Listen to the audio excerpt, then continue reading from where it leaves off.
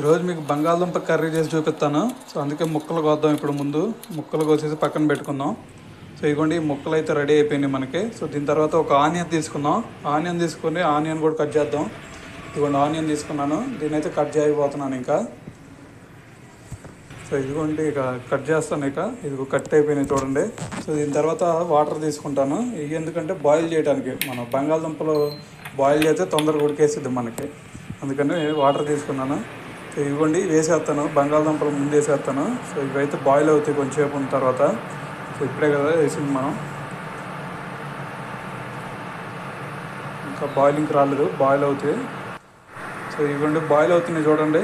So ఇలా boil అవుతాయి. దాని తర్వాత తీసేసుకున్నాను, వాటర్ అన్నీ వంపేసాను అనమాట.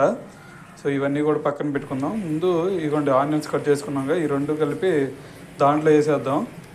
ఇప్పుడు ఇవేమో తొక్కలు, మొత్తం తొక్క తీసేసాను. ఇదిగోండి దీంట్లో ఇవన్నీ వేసాను. ఫస్ట్ ఆనియన్స్ వేసుకున్నాను, దాని తర్వాత పొటాటోస్ వేసుకొని పసుపు వేసుకొని తిప్పుకుందాం. పసుపు వేసుకొని తిప్పుకోవాలి కొంచెంసేపు ఇలాగా, ఎందుకంటే పచ్చివాసన పోయింది. ఇట్లాగా కొంచెంసేపు తిప్పుదాం. ఇట్లాగా తిప్పేసి దీని తర్వాత కొరియాండర్ పౌడర్ అవన్నీ వేద్దాం. ఇక గరం మసాలా అన్నీ వేసేస్తే ఒక కొలిక్కి వచ్చింది. ఇదిగోండి గరం మసాలా వేస్తున్నాను. సో దీని టేస్ట్ బాగుండిద్ది గరం మసాలా వేస్తే. ఇదిగోండి ఇక గుజ్జు కూడా బాగా అవుతుంది అనమాట గరం మసాలా వేసుకుంటే.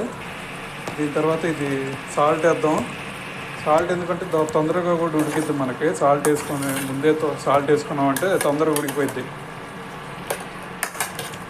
కొంచెం తిప్పుకుందాం ఎట్టాగా. సో దీని తర్వాత మళ్ళీ ఈసారి కొరియాండర్ పౌడర్ వేద్దాం. ఇదిగోండి కొరియాండర్ పౌడర్ అనమాట ఇది. సో ఇది ఎంత వేసుకున్నా ఏం కాదు, కొంచెం వేసుకొని తిప్పేసుకుందాం. మళ్ళీ కొంచెం అక్కడ ఉడకనేయండి. మళ్ళీ దీని తర్వాత మనం ఇది జింజర్ గార్లిక్ పేస్ట్ కొంచెం వేసుకుందాం మళ్ళీ. సో ఇది టేస్ట్ బాగా వచ్చింది అనమాట జింజర్ గార్లిక్ పేస్ట్ వేసుకుంటే. ఇదిగోండి ఒక 3 తొక్కులు అయితే వేస్తాను నేను. చాలు, ఇది తిప్పేసుకుందాం. దీని తర్వాత కారం వేద్దాం. కారం కూడా ఒకేసారి వేసేయమంటే మొత్తం పట్టిద్ది. 2 స్పూన్లు వేసాను నేను, మీకు కావాల్సినంత వేసుకోండి మీరైతే. ఇదిగోండి మొత్తం వేసేసి తిప్పేయటం. ఇక మనం తిప్పేసి కొంచెంసేపు ఉడకనిద్దాం ఇలాగా. దీన్ని డిస్టర్బ్ చేయకుండా ఉంటే ఇక అదే పట్టిద్ది, ముక్కగా పట్టిద్ది, ఉడికిద్ది. ఇక అదే కొంచెంసేపు ఉన్నాం. ఇదిగోండి ఉడికేసింది, ఇలాగ వచ్చేసింది మనకి. ఇక ప్లేట్లో పెట్టుకుందాము. ఇది ప్లేట్లో పెట్టుకున్నాం. రైస్ ఆల్రెడీ ముందే పెట్టుకున్నాంగా. సో ఇది రైస్ 2 ప్లేట్లో పెట్టేసుకొని తినేయటం ఇక.